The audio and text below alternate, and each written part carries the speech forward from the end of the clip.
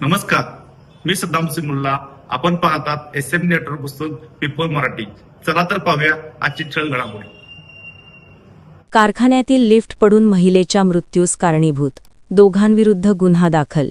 Ichalkaranji शहापूरमधील lotus पार्कमध्ये कारखान्यातील lift पडून पूजा राहुल चाबुकस्वार वय 25 राहणार तारदाळ या महिलेचा मृत्यू झाला होता.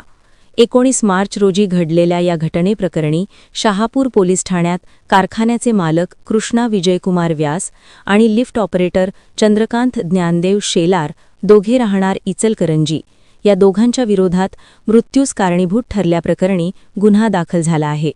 याबाबत राहुल श्रीकृष्ण चाबुकस्वार वय 36 राहणार तारदाळ यांनी फिर्याद दिली आहे.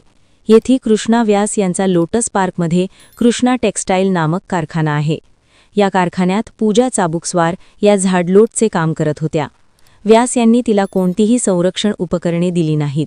तसेच बेकायदेशीरपणे विनापरवाना बसवलेल्या लिफ्टवरील ऑपरेटर चंद्रकांत शेलार हा लिफ्टखाली कोणी आहे की नाही याची खात्री न करता लिफ्ट चालू केली. त्यामुळे लिफ्ट खाली पडून पूजा या गंभीर जखमी झाल्या होत्या. उपचारापूर्वीच त्यांचा मृत्यू झाला होता. 19 मार्च रोजी सकाळी ही घटना घडली होती.